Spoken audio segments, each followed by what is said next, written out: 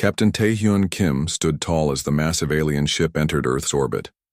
This was humanity's first contact with the Galactic Council, and everything had to go perfectly. The ship was unlike anything humans had created. Sleek, seemingly, without seams and large enough to cast a shadow over half of Manhattan. "Ready?" asked Admiral Park, straightening his uniform. "As ready as we'll ever be," Taehyun replied, watching the viewscreen as the transport shuttle approached the International Space Station where they waited. The aliens called themselves the Galactic Council, a federation of 17 species who had governed this sector of the galaxy for millennia. Their message had been clear. They were here to evaluate Earth for possible inclusion in their alliance. The shuttle docked with a gentle hiss of equalizing pressure. Taehyun took a deep breath as the airlock opened. The aliens who emerged were tall and elegant with blue-tinted skin that seemed to shimmer under the station's lights. Their most striking feature was their eyes, large compound organs that reminded Taehyun of dragonflies. "Welcome to Earth," said Ambassador Ji-Woo Han, stepping forward with hands extended in the universal greeting they had agreed upon. The lead alien, who introduced itself as High Commander Nara of the Vespidae, bowed slightly. Its voice came through the translation device with a mechanical precision. "The Galactic Council acknowledges your welcome, humans of Earth." The meeting moved to the station's conference room. For 2 hours, they discussed basic diplomatic matters, trade possibilities, cultural exchange, and the history of the Council. Taehyun noticed how the aliens subtly emphasized their technological superiority at every opportunity. "And how many worlds does Earth govern?" asked one council member. "We have settlements on our moon and Mars, with outposts on several other bodies in our solar system," Admiral Park answered. The aliens exchanged glances that Taehyun recognized as barely concealed dismissal. He had seen that look before in military negotiations, the look of a power that believed it held all the cards. "Perhaps," said High Commander Nara, "you should understand what you would gain from Council protection." Nara touched a device on its wrist. The center of the conference table lit up with a holographic display so vivid that Taehyun had to resist the urge to reach out and touch it. It showed massive warships, hundreds of them, arranged in perfect formation. Each ship was at least 20 times larger than Earth's biggest vessel. "This is merely one battalion of our interstellar fleet," Nara continued. "We have thousands more. Under Council protection, no one would dare threaten your world." The implication was clear. Refuse our terms, and these ships could be your problem instead of your protection. Admiral Park leaned over to Taehyun and whispered, "They're flying in standard Vendakian formation. Terrible for close-quarters combat. One EMP in the right spot would take out their whole command structure." Taehyun couldn't help it. He snorted with laughter. The conference room fell silent. Every alien eye turned toward him. "Something amuses you, human?" asked Nara, the translation device unable to hide the dangerous edge in its voice. Taehyun knew he should apologize, but something in him rebelled against the thinly veiled threats. He had faced bullies before, both as a child in the schoolyard and later as a military officer. One thing he had learned, showing fear only encourages them. "With respect, High Commander," Taehyun said, standing up. "If this display was meant to intimidate us, you've misunderstood humanity." "Captain Kim," Ambassador Ji-Woo warned quietly. Taehyun continued anyway. "Those ships are impressive, certainly. The technology is beyond what we currently possess. But if there's one thing humans understand, it's warfare. We've been fighting each other for thousands of years. It's regrettable, but it's made us very, very good at it." He walked closer to the hologram, examining the formation. "Your ships are built for grandeur, for show. Ours are built to survive, to adapt." He looked directly at Nara and smiled. "Is this a challenge?" The alien delegation erupted in a flurry of clicks and whistles in their native language, too fast for the translators to keep up. Ambassador Ji-Woo quickly interjected with diplomatic pleasantries, trying to smooth over the moment. As the meeting adjourned, the aliens departed with formal words but cold demeanors. When they were gone, Ambassador Ji-Woo rounded on Taehyun. "What did you just do?" she hissed. "We were supposed to appear humble, non-threatening." "They were going to push us around either way," Taehyun replied. Now they'll hesitate, wondering why we weren't afraid. Admiral Park nodded slowly. He's right. I've seen enough first contacts in simulations to know their type. They respect strength and despise weakness. But we are weak compared to them, Jiwoo argued. Technologically, yes, Taehyun agreed. But they don't understand us. That gives us an advantage. He looked out the viewport where the alien shuttle was returning to its mothership. They'll be watching us now, trying to figure out why we laughed. At their warships. And what will they find? Asked Jiwoo. Taehyun smiled grimly. That humans are at their most dangerous when cornered. Please remember to use proper citation formatting when referencing search results text. The citation should use the minimum number of sentences needed to support the claim. Donghyun Lee knew something was wrong the moment he entered the coffee shop. The man in the corner was reading a newspaper, an actual paper newspaper. Nobody used those anymore. He held it awkwardly, too high and too stiff. And he hadn't turned a page in 15 minutes. Another one, Donghyun whispered into his wrist communicator as he paid for his coffee. Sector 7, southwest corner. Humanoid, but definitely not human. Copy that, replied Commander Subin Kang from headquarters. That's the 5th this month. They're getting better at disguises, but still terrible at behavior. Donghyun casually walked past the alien observer, snapping a discreet photo with his glasses. Earth's counterintelligence division had been working overtime since the first contact meeting 3 weeks ago. The Galactic Council was watching humanity closely, trying to understand why Captain Kim had laughed at their warships. Back at the hidden underground facility beneath Seoul, Subin studied the new images on her wall screen. They've sent different species this time, trying to blend in better. Let them look, said General Junho Bae, studying blueprints on his tablet. The more they see of our primitive technology, the more they'll underestimate us. What if they discover Project Thunderbolt? Asked Donghyun. Subin shook her head. They won't.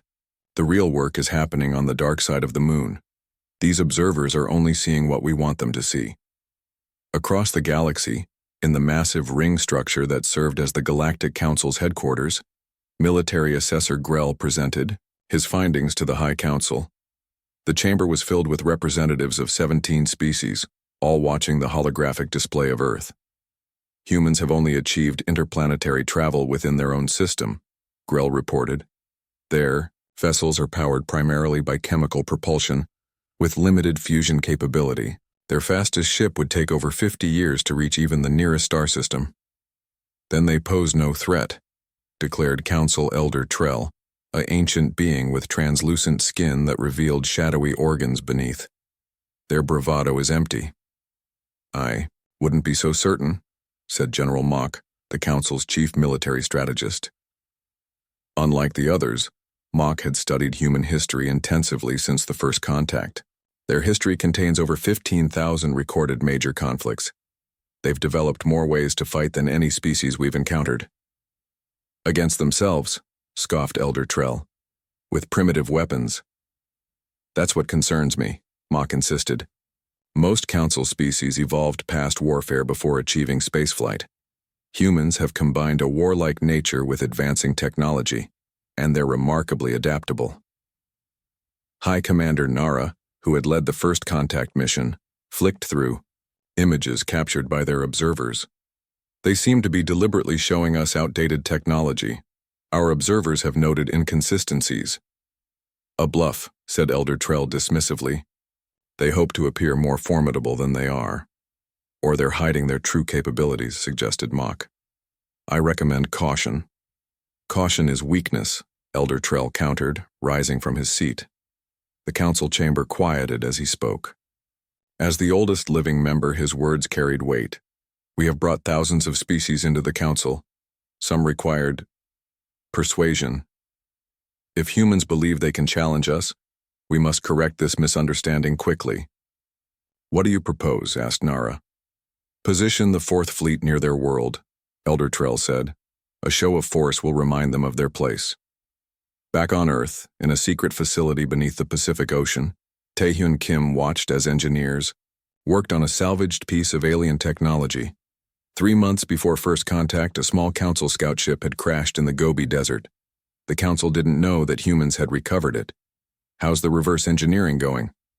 Tae-hyun asked Dr. Minji Choi, the lead scientist. She smiled, pushing up her safety goggles. Better than expected. Their quantum communication system is elegant but not incomprehensible. We've already adapted some of the principles for our own use. Tae-hyun nodded, pleased. And the propulsion system? That's trickier, Minji admitted. But we're making progress. Give us another month and we might have a prototype. Tae-hyun's communicator buzzed. It was Admiral Park. Captain, we've detected movement at the edge of the solar system. Multiple large vessels just dropped out of faster-than-light travel. Council ships. How many? Tae-hyun asked, his face grim. 50 at least. Bigger than anything we've got. They're moving into position around Neptune. Tae-hyun exchanged looks with Minji. They're trying to scare us. Are we scared? She asked quietly. No, Tae-hyun said with determination. We're getting ready. Tell your team to work faster. I'll inform the president. As Tae-hyun hurried to the communication center, he thought about the Council ships now hovering at the edge of human space. They thought this show of force would intimidate Earth. Instead, it would only unite humanity as nothing else could. In his quarters that night, Tae-hyun recorded a personal log. The Council has made their first move, he said softly. They think they're dealing with primitives who will bow to superior technology, but they've never met humans before. We don't bow, we adapt, we survive, and if necessary, we fight. Outside his window, the stars shone brightly. Somewhere out there, alien eyes were watching, measuring, assessing.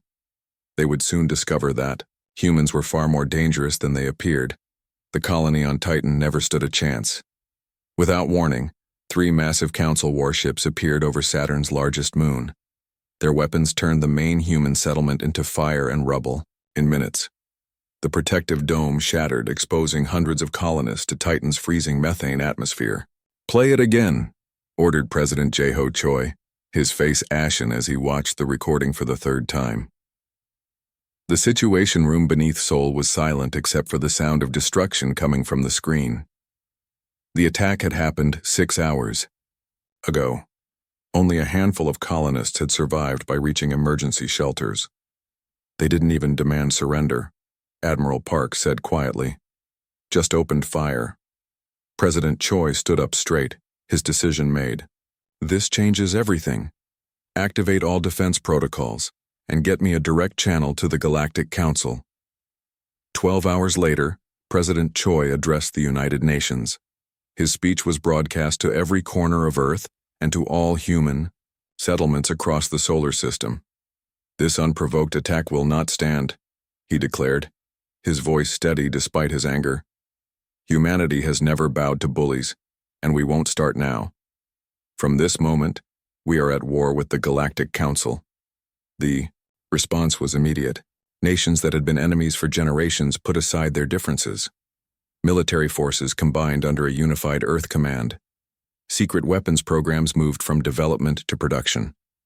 On Ganymede, Jupiter's largest moon, Lieutenant Yoon Ha-yoon crouched behind the wreckage of her shuttle. Her squad of 12 Marines had somehow survived the initial Council assault. Now they were the only human military presence on the moon. They're coming back, whispered Sergeant Minjin Bae, peering through a makeshift periscope. 3 squads, same formation as before. Yuna nodded, studying the alien troops through her binoculars. The Council soldiers were tall, heavily armored, and moved with military precision. But after watching them for 3 days, she had noticed something important. They always move in formations of 6, she said quietly. Never breaking pattern. Predictable. Minjin nodded, adjusting his jury-rigged weapon, a modified mining laser combined with parts salvaged from a destroyed Council shuttle. They still think they're fighting by their rules. Big mistake. Yuna gave hand signals to her team scattered among the wreckage. They had set traps throughout the area, using their knowledge of Ganymede's low gravity and icy surface. Wait for my signal, she whispered into her comm. Remember, hit and run. We can't match their firepower, but we can make them chase ghosts. The council troops marched forward in perfect formation, weapons ready. They never saw the thin wires stretched across their path. In Ganymede's low gravity, when the front row tripped, they flew forward dramatically, crashing into the ice. The rear ranks stopped in perfect unison, confused by this break in routine. That's when Una gave the signal. Mining explosives detonated beneath the ice, not to kill, but to disorient. As the council troops stumbled in the sudden fog of ice particles, Una's Marines attacked from multiple directions, firing their modified weapons before quickly changing positions. The council commander couldn't understand what was happening. These humans were supposed to be primitive, easy to defeat. Instead, they were like phantoms, striking and disappearing. Their weapons shouldn't have been able to penetrate council armor, and yet somehow they had modified mining equipment to do exactly that. Retreat and regroup, the commander ordered, breaking protocol for the first time. On the council command ship orbiting Jupiter, Admiral Zex received the distress call with disbelief. What do you mean, tactical retreat? They're just humans with mining tools. Sir, came the shaky reply, they're not fighting conventionally. We've lost 2 shuttles and 15 soldiers to traps and ambushes. They know this terrain better than we do. Admiral Zex slammed his fist on the console. The Titan attack was supposed to demonstrate council power and break human resistance quickly. Instead, it had only made the humans fight harder. Back on Earth, in the secret facility beneath the Pacific, Captain Taehyun Kim received the report from Ganymede with grim satisfaction. Lieutenant Yoon is showing them what humans do best, he told Admiral Park. We adapt. It won't be enough, the Admiral replied soberly. Not against their full fleet. It buys us time, Taehyun said, leading the way to the testing chamber where Dr. Minji Choi was waiting. And time is what we need. Inside the chamber sat what looked like a small satellite, but its heart contained technology reverse-engineered from the crashed council ship. Is it ready? Taehyun asked. Minji nodded confidently. We've tested it 3 times, it works. The council ships use quantum entanglement for their communications. This device creates a disruption field that breaks those links. And without communication, Taehyun began. Their perfect formations become their weakness, finished Admiral Park. How soon can we deploy? The first 20 units are ready now, Minji said. We can have 100 more within a week. Taehyun stared at the small device that might give humanity a fighting chance. Begin deployment immediately. Target the command ships first. As he left the chamber, Taehyun thought about the council's miscalculation. They had expected humans to surrender when faced with superior technology. Instead, they had awakened humanity's greatest strength, the ability to improvise, adapt, and overcome. The coming weeks would show the council just how costly that mistake would be. It's insane, said Hyunjin Park, lead engineer of Project Sunspot. But the math works. He stood in the underground lab with 30 other scientists and engineers, all staring at the glowing device on the testing platform. It pulsed with an eerie blue light that seemed to bend the air around it. Director Jihye Kwan walked slowly around the prototype. It was ugly, a patchwork of human technology and reverse-engineered alien components. Cooling pipes and emergency vents stuck out at odd angles, but according to every test, it worked. Explain it to me again, she said. In simple terms, Hyunjin took a deep breath. The council ships use quantum entanglement for instant communication across space. Their whole battle network depends on it. This device creates a field that breaks those quantum links. Within range of our sunspot, their ships can't talk to each other. And the range, Jihi asked. About 50,000 kilometers per device. Not huge by space standards, but enough to create chaos in a battle formation. Jihai studied the readings one more time. 3 months had passed since the attack on Titan. The war was not going well for humanity. Despite heroic resistance like Lieutenant Yoon's guerrilla campaign on Ganymede, the Council forces were pushing closer to Earth every day. Build as many as you can, she ordered. Admiral Kim's fleet will need them. In deep space near the asteroid belt, that fleet was taking. shape. It was a strange collection of vessels. Everything humanity could put together in 3 months of desperate work. Refitted cargo ships flew alongside military vessels. Some had been equipped with weapons reverse-engineered from Council technology. Others carried only human ingenuity and courage. Captain Taehyun Kim, now Admiral Kim, stood on the bridge of Earth's flagship Defiance. It had once been a Mars colony supply ship. Now it bristled with weapons and carried 4 of the precious sunspot devices. Status report, he ordered. Council Armada has entered Mars orbit, his first officer reported. 87 ships, including 3 command carriers. They're forming up for the final push to Earth. Taehyun nodded grimly. Despite everything, the humans were still outnumbered and outgunned. But they had surprise on their side, and a few tricks the Council would never expect. His console beeped with an urgent message. Sir, we're receiving a transmission from Council vessels? Taehyun frowned. Put it through. The screen flickered to life, showing an alien face. Not the insectoid features of the Vespidae, but a different Council species with features almost like a cat. Admiral Kim, I am Captain Nixer of the Arcturus Defense Force. My ships wish to defect to your side. A murmur ran through the bridge crew. Taehyun kept his face neutral. Why would Council ships want to join us? Not all Council species agree with this war, Nixer explained. The Vespidae forced this conflict. We've watched how your people fight, not just with weapons but with courage and intelligence. We believe you deserve the right to determine your own future. How many ships? Taehyun asked. 3 now. 5 more will join us if they can break away safely. It wasn't much against 87 Council warships, but every ship mattered now. And the inside information could be invaluable. Fall. Back to coordinates I'm sending you, Taehyun ordered. But understand, if this is a trap, we'll take you down with us. Nixor nodded. Fair enough.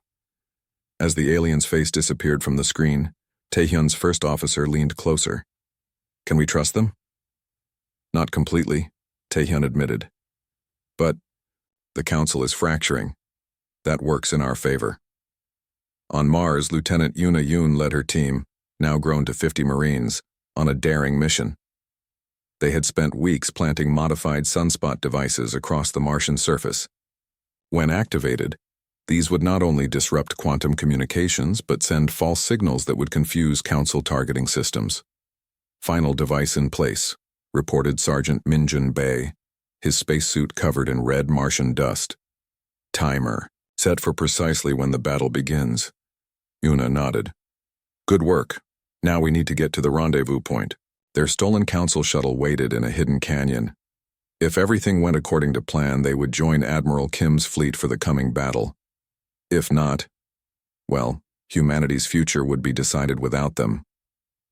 Back on Earth, the last of the sunspot devices were being loaded onto transport ships. Hyunjin supervised personally, checking each one. Do you think they'll work? Asked a young engineer. They'll work, Hyunjin said confidently. The question is whether they'll be enough. In orbit above Jupiter, the Council Supreme Commander Nara received disturbing reports. 3 ships had broken formation and disappeared. Intelligence suggested growing dissent among some Council species, and human resistance was proving far more troublesome than anyone had predicted. It doesn't matter, Nara told her advisors. Our main fleet will crush their remaining forces and take Earth within days. This irritating conflict will soon be over. But as she studied the tactical display, a small doubt nagged at her. These humans kept surprising them. What else might they have planned? In the darkness of space, Admiral Kim's fleet powered up their engines. The Council Armada had begun moving toward Earth. The final battle was about to begin, and everything humanity had worked for would soon be put to the test. All ships, Taehyun ordered, prepare to execute Operation Thunderbolt. The battle near Jupiter became known as the Reckoning. Admiral Taehyun Kim watched from the bridge of the Defiance as his outnumbered fleet moved into position. The massive Council Armada approached with perfect formation, 84 warships against humanity's 37 vessels plus the 3 defectors. They still think this is about firepower, Taehyun said quietly. His first officer nodded. They're about to learn otherwise. All ships, Taehyun ordered, activate sunspot devices now. Across the human fleet, the reverse-engineered quantum disruptors powered up. Their effect was invisible but immediate. On the Council ships, communication systems went dark. Quantum entanglement links that had worked flawlessly for centuries simply stopped. Break formation and execute attack pattern Delta, Taehyun commanded. The human ships moved with coordinated precision, splitting into smaller groups. Each group targeted a specific section of the now confused Council fleet. Without their linked communication systems, the Council ships couldn't coordinate their defense. On the Council flagship, Supreme Commander Nara frantically tried to restore order. Switch to backup communication systems, she ordered. Already. Tried, her second reported. Something is blocking all quantum signals. Ships can only communicate by direct transmission, and the humans are jamming those frequencies. Nara watched in disbelief as the human vessels executed maneuvers her people had deemed physically impossible. Their smaller ships darted between, the massive Council warships which couldn't fire without risking hitting their own vessels. Launch all fighters, Nara commanded. Target their flagship. But the humans had prepared for this too. As the Council fighters emerged, they flew into a cloud of tiny drones. Thousands of them, each programmed to attach to a fighter and disable its systems. Impressive, Captain Nexer commented from his position near Taehyun. The defector had provided valuable intelligence about Council tactics. But even with communication disrupted, their main fleet still has superior firepower. We're just getting started, Taehyun replied with a grim smile. The battle had been carefully positioned near Jupiter for a reason. For months, Lieutenant Yoona Yoon's team had been placing special devices around the gas giant. Now on Taehyun's signal, they activated Jupiter's massive magnetic field, already the strongest in the solar system, suddenly amplified tenfold in specific patterns. The electromagnetic pulse washed over the Council fleet, disabling shields and weapon systems on half their vessels. All ships, Taehyun ordered, commence targeting of disabled vessels. Non-lethal strikes only. Aim for engines and weapons. Human vessels swarmed the crippled Council ships, firing precisely at key systems. One by one, the mighty warships went dark, drifting helplessly in space. On Mars, Yoona Yoon and her team activated their array of modified sunspot devices. Suddenly, the Council targeting systems showed thousands of phantom ships appearing around their fleet. Their automated defense systems went haywire, unable to distinguish real targets from false ones. Supreme Commander Nara watched her tactical display in horror as her fleet fell into chaos. Half her ships disabled, the others firing at targets. That didn't exist. The humans were winning, not through superior firepower but through ingenuity. Supreme Commander, her communications officer reported, we're receiving a direct transmission from the human flagship. Taehyun's face appeared on Nara's screen. This can end now, Commander. Your choice. Nara's mandibles clicked in anger and frustration. You cannot hope to defeat the entire Council. Even if you win today, we have thousands more ships. True, Taehyun acknowledged. But how many of those ships will follow you after word spreads of your defeat? Already 3 of your ships have joined us. How many more Council species are tired of Vespidai rule? Nara hesitated. The human was right. The Council maintained control through the myth of invincibility. If that was shattered, what are your terms? She asked finally. 24 hours later, Supreme Commander Nara's shuttle docked with the Defiance. It was unprecedented, a Council Supreme Commander surrendering in person. As the airlock opened, Taehyun was surprised to see Nara wearing no weapons or armor, just simple diplomatic robes. Admiral Kim, she said formally, the Council acknowledges your victory and your right to determine your own path. The peace negotiations lasted 3 days. In the end, Earth was recognized as a full Council member with special status. Humanity would maintain its independence while gaining access to Council technology and trade networks. Most surprisingly, The Council requested human assistance in reforming their military doctrine and defense strategies.